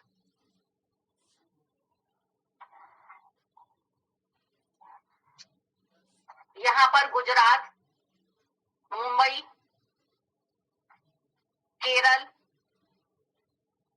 और यहाँ पर कलकत्ता, तो ये जो मेन जो सिटीज हैं, यहाँ पर इस तरीके की फैसिलिटीज यहाँ पर अवेलेबल है, इसलिए इन क्षेत्र विशेष का अधिक विकास हुआ है। वहीं पर भारत के बिहार, झारखंड, ये बुंदेलखंड, छत्तीसगढ़, राजस्थान, यहाँ के जो एरियाज हैं, इनके कंपैरिजन में इस क्षेत्र विशेष में इनका विकास कम हुआ है, इसीलिए यहाँ पर रीजनल डिस्पैरिटीज अधिक मिलती है। तो वहीं पर अगर हम अदर हैंड देखें कि डेमोग्राफिक फैक्टर्स, डेमोग्राफिक देखिए जनसंख्या, देखिए जनसंख्या कहां पर ज्यादा है, जहां पर पॉपुलेशन को फैसिलिटी अधिक मिली हुई है। यहाँ पर डेमोग्राफिक फैक्टर्स में देखें डेंसिटी कहां पर ज्यादा मिलती है, पंजाब, हरियाणा, दिल्ली, है ना, कलकत्ता, सूरत, मुंबई, केरल, इन क्षेत्रों में डेंसिटी बहुत अधिक मिलती है। क्यों? यहाँ पर ये सारी जो फैसिलिटीज हैं इन राज्यों को प्राप्त है, बजाय चाहे हम झारखंड को ले लें, चाहे बिहार को ले लें, चाहे ईस्टर्न यूपी को ले लें, चाहे ईस्टर्न नॉर्थ ईस्टर्न रीजन जो है भारत के, इनमें ले लें, तो यहाँ इन क्षेत्रों में तो यहाँ पर तो जनसंख्या की डेंसिटी अधिक नहीं है। तो उसका रीजन यही है कि जहां पर व्यक्ति को रहने के लिए सारी फैसिलिटीज और जो सुविधाएं मिलेंगी, तो वहां पर रीजनल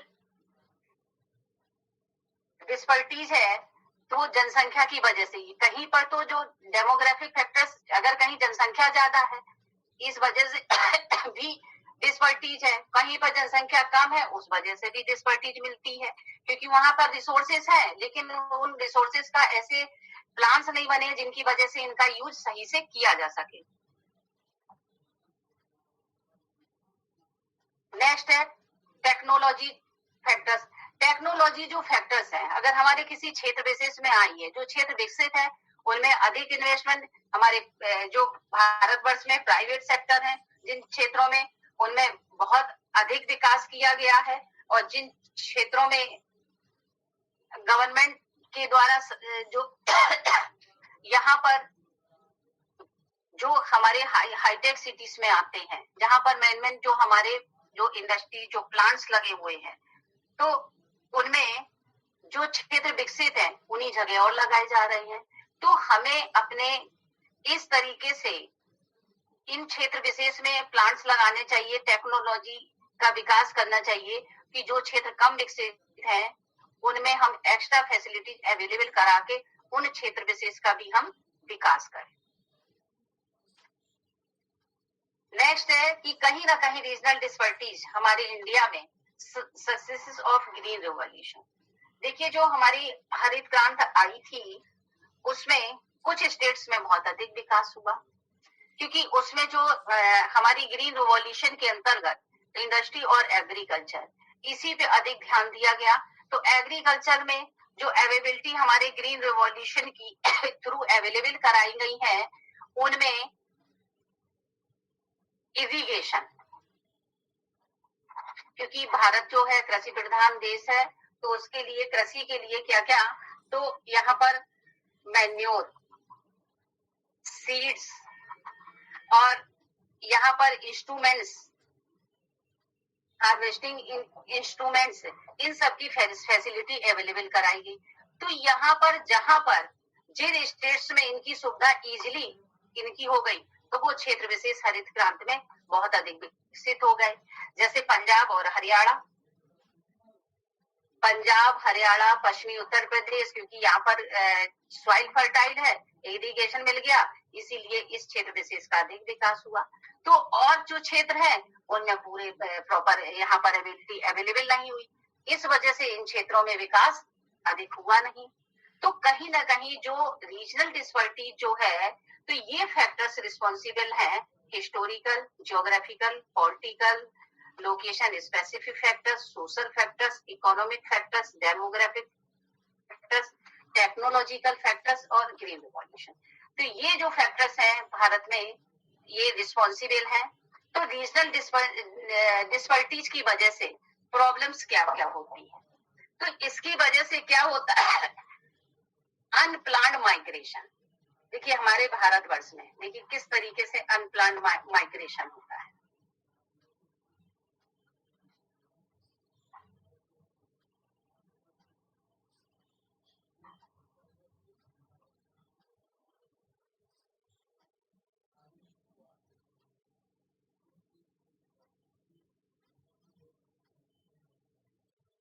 देखिए भारतवर्ष में जो माइग्रेशन है, जैसे हम दिल्ली को ले लें, जितना आसपास का एरिया है इतना ज्यादा यहाँ माइग्रेशन रूरल से अर्बन की ओर जा रही, तो जो सिटी सेंटर है इनमें जो है पॉपुलेशन अधिक बढ़ती चली जा रही है।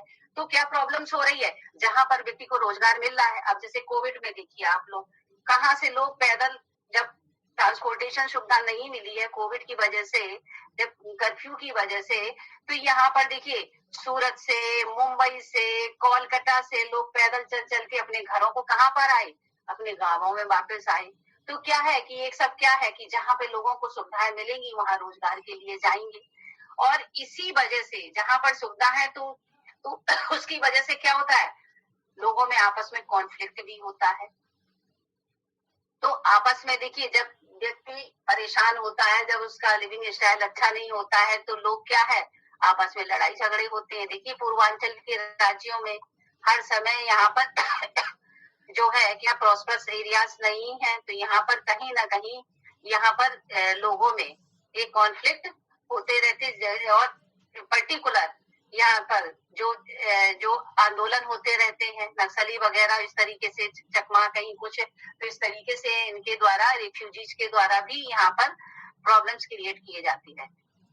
तो अनयूटिलाइज्ड, ओवर यूटिलाइज्ड रिसोर्सेज, देखिए हमारे ये जो हमारा पेनिनसुलर अपलैंड है, ये जितना भी हमारा छोटा नागपुर प्लेटो है, ये झारखंड का जो रीजन है, ये हमारा मिनरल्स में रिच है, लेकिन फिर भी झारखंड का रीजन, क्योंकि यहाँ पर इस तरीके से प्रॉस्परस प्लानिंग नहीं आई जिसकी वजह से इसका क्षेत्र विशेष का विकास हो सके। तो इसीलिए जहां पर जिस क्षेत्र विशेष जो रिसोर्सेस हैं, अगर उनका सही से यूटिलाइजेशन नहीं होगा तो भले ही वो यहाँ पर प्रॉस्परस हो पर्टिकुलर रिसोर्स में, लेकिन वहां पर उस क्षेत्र विशेष का विकास नहीं हो पाया है। पॉलिटिकल इनस्टेबिलिटी, अगर बार बार अगर सरकारें आएंगी बदलेंगी तो उसकी वजह से भी जो यहाँ पर जब डिस्पर्टीज होगी तो उसकी वजह से इसमें भी अस्थिरता होती है। तो यहाँ पर जो parallel government in the under developed areas, जो भी एरियाज हैं, फिर में जो गवर्नमेंट है जो अगर पैरेलल बनती, सेंटर में कोई और है, स्टेट में कोई और है, तो स्टेट में जो विकास हो रहा है और इसमें तो जो उसमें जो उसका भी कहीं ना कहीं इनडायरेक्ट वे में रीजन होता है, जिसकी वजह से डिस्पर्टीज मिलती है कि उस तरीके से उस क्षेत्र विशेष का प्रॉपर विकास नहीं होता है। और सोशल कॉन्फ्लिक्ट, तो आपस में लोगों में बहुत सारे इश्यूज को लेकर यहाँ पर कॉन्फ्लिक्ट होते रहते हैं। तो इस तरीके से रीजनल डिस्पर्टीज आपका कि रीजनल डिस्पर्टीज क्या है, कैसे हम कौन कौन से इंडिकेटर्स होते हैं जिसकी वजह से हम रीजनल डिस्पर्टीज को उस लेवल तक देखते हैं, और भारत में किस प्रकार से रीजनल डिस्पर्टीज का किन किन साइंटिस्ट ने स्टडी की है, और इस रीजनल डिस्पर्टीज की वजह से क्या क्या प्रॉब्लम्स हो सकती हैं। तो इन प्रॉब्लम्स के सॉल्यूशन के लिए जो हमें उपाय करना चाहिए, तो हमें जो भी सॉल्यूशन है तो उन क्षेत्र विशेष के लिए स्पेसिफिक डेवलपमेंट प्रोग्राम हमें करने चाहिए। और जैसे हमारे डॉट पॉन्ड एरियाज हैं, हिल एरियाज हैं, इनके लिए स्पेसिफिक हम यहाँ पर प्लान बनाएं, और जो हमारे रिवर प्रोजेक्ट्स हैं उनको भी हम सही से उनका विकास करें। तो इस प्रकार से रीजनल डिस्पर्टीज दूर होगी। जो भी रिसोर्सेस जो है, हायर रिसोर्सेस हैं, उनको जो हम ट्रांसफर करें जहां पर बैकवर्ड स्टेट्स हैं। अगर जो हमारे बैकवर्ड स्टेट हैं, जैसे हमारे बिहार है, झारखंड है, पूर्वांचल के स्टेट्स हैं, जहां जहां पर मिनरल्स मिलते हैं, तो वहां पर ट्रांसफर करके उस क्षेत्र विशेष का विकास करें, और वहां पर उस क्षेत्र विशेष में हम प्रॉपर फैसिलिटीज अवेलेबल कराएं उस क्षेत्र विशेष में। जैसे नर्मदा डैम है जो गुजरात में, एमपी में, यहाँ पर जो रिवर वैली प्रोजेक्ट्स हैं इनके द्वारा पूरी सुविधा कराना। बेतवा इंटर रिवर लिंक है, बुंदेलखंड रीजन में प्रॉपर सुविधा वहां पर मिले। स्मॉल इंडस्ट्रीज जो है वो प्रोग्राम्स हम रूरल और पिछड़े क्षेत्रों के लिए, और डिफरेंट स्कीम्स जो है हम इन बैकवर्ड एरियाज में बनाएं, तो और हमें गवर्नमेंट के द्वारा सब्सिडी अवेलेबल कराई जाए, तो उसके द्वारा हम कहीं ना कहीं रीजनल डिस्पर्टीज को धीमे धीमे हम कम कर सकते हैं। तो इस प्रकार से ये कुछ क्वेश्चंस बनते हैं रीजनल डिस्पर्टीज से कि कौन से कॉजेज हैं जो रीजनल डिस्पर्टीज के की वजह से होती है। तो मैंने आपको कुछ कॉजेज बताए हैं, historical, geographical, political, social factors, जितने भी ये फैक्टर्स हैं जिनकी वजह से ये रीजनल डिस्पर्टीज उत्पन्न होती है, और कौन कौन से इंडिकेटर्स हैं जो रीजनल डिस्पर्टीज के अंतर्गत आते हैं। तो मैंने वो आपको इंडिकेटर्स बताए हुए हैं, growth rate, per capita income, और जो आपके जो पॉवर्टी के नीचे लोग रह रहे हैं, अनएम्प्लॉयमेंट, इंफ्रास्ट्रक्चर, है ना। तो ये आपका इंडिकेटर्स हो गए। व्हाट इज रीजनल डिस्पर्टी, तो अगर सिंपल शब्दों में कहें, जो जहां पर स्थानिक विश्लेषण करने पर जहां पर क्षेत्र विशेष में कम विकसित जो क्षेत्र मिलते हैं और विकसित क्षेत्रों के बीच में जो विभिन्नता मिलती है वो रीजनल डिस्पर्टी कही जाती है। और किस तरीके से economic growth affected regional डिस्पर्टीज।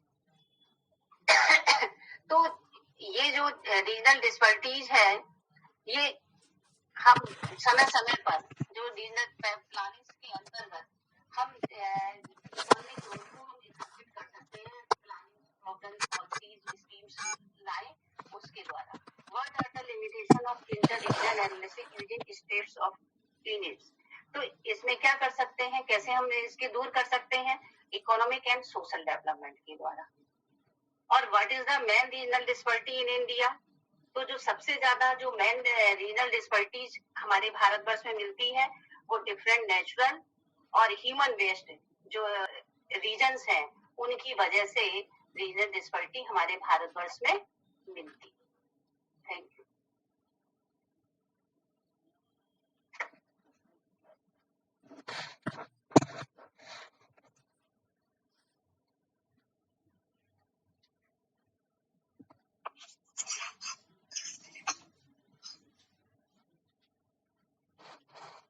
Ma'am lecture over हो गया? हाँ हो गया। Okay, thank you ma'am. Thank you so much ma'am.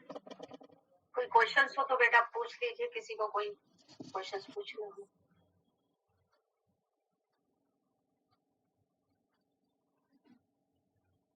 नमस्ते मैम, मैं सूरज बोल रहा हूँ। मैम आपने जो इतने अच्छे तरीके से रीजनल डिस्पैरिटी के बारे में बताया, बड़ा अच्छा लगा आपका लेक्चर सुन के। और मैम जैसा आपने कई बार मैम जैसा आपने बहुत बार पूर्वांचल का नाम लिया, यूपी के जैसे, और यूपी में देखने को मिलता है पूर्वांचल कितना पिछड़ा हुआ है, और वहीं पे पश्चिमी यूपी है काफी डेवलप कर गया है। तो और पूर्वांचल में भी कुछ जिले भी हैं जो डेवलप हैं, कुछ जिले बहुत ज्यादा ही पिछड़े हुए हैं। जबकि देखा जाए प्लानिंग के हिसाब से तो अभी जितने भी आपने इंडिकेटर बताए, बहुत सारी चीजें बताई सही थी। तो अभी तो क्या हो रहा है कि पहले था कि नेशनल लेवल पे ही प्लानिंग होती है, फिर अभी तो स्टेट पे भी होती है, फिर डिस्ट्रिक्ट लेवल पे भी प्लानिंग होने लगी है प्लेस। तो ये कई सारे लेवल पे प्लानिंग तो होती है, लेकिन उस एरिया में जो डेवलपमेंट है वो हो नहीं पा रहा है। खासतौर से माइक्रो लेवल की प्लानिंग होने की जरूरत है। तो मैम उसके बारे में क्या कहें, कैसे मतलब किसी एरिया को हम डेवलप कर सकते हैं जो डिस्पैरिटी है किसी डिस्ट्रिक्ट का किसी दूसरे डिस्ट्रिक्ट से या एरिया वाइज में ही। तो ये जो अच्छा, गुड क्वेश्चन किया तुमने। और देखिए अभी इसी टॉपिक से रिलेटेड अभी आपका पोस्ट रीजनल डेवलपमेंट का टॉपिक है, तो हम इसके बाद उसको नेक्स्ट लेक्चर में ले लेते हैं। तो उसमें इस चीज को हम दोबारा डिस्कस करते हैं। थोड़ा सा शॉर्ट में बता देते हैं कि देखिए जितना रीजनल डेवलपमेंट डिस्पैरिटीज जो है, तो ये जो हमारे अभी मालूम है जितने 5 years प्लान्स जो बने वो क्यों सक्सेस नहीं हुए।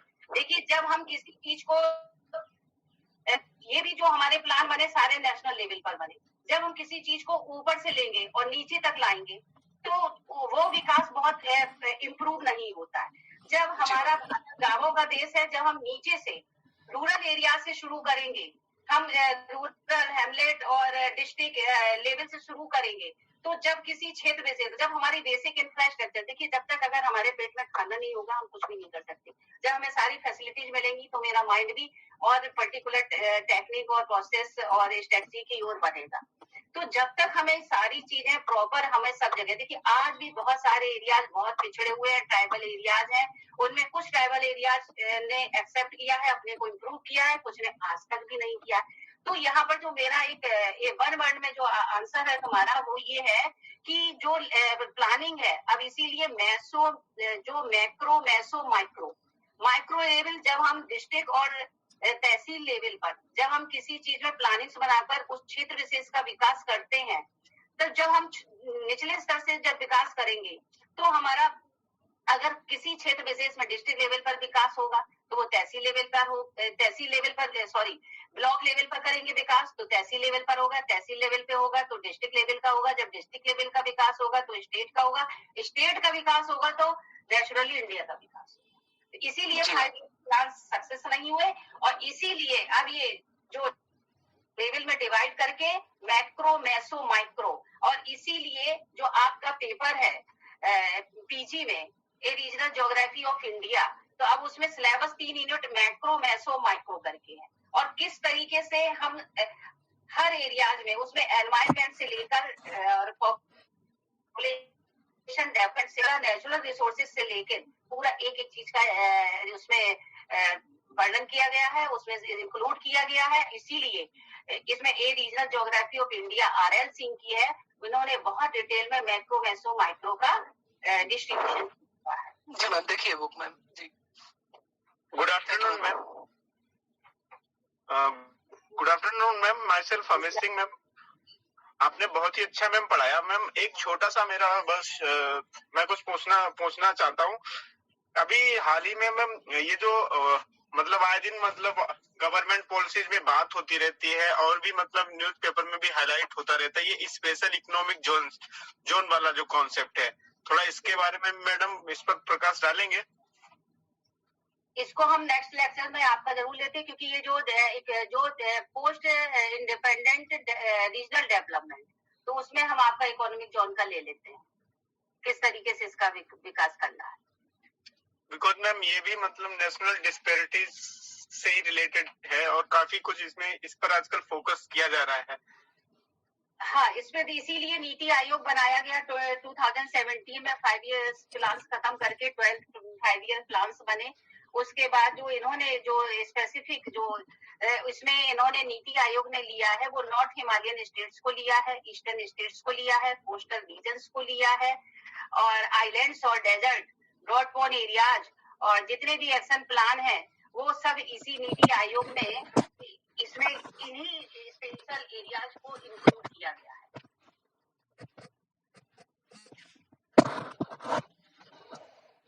Okay ma'am, thank you. Thank you so much ma'am, आप भी क्लास को खत्म किया ठीक है। जाता है।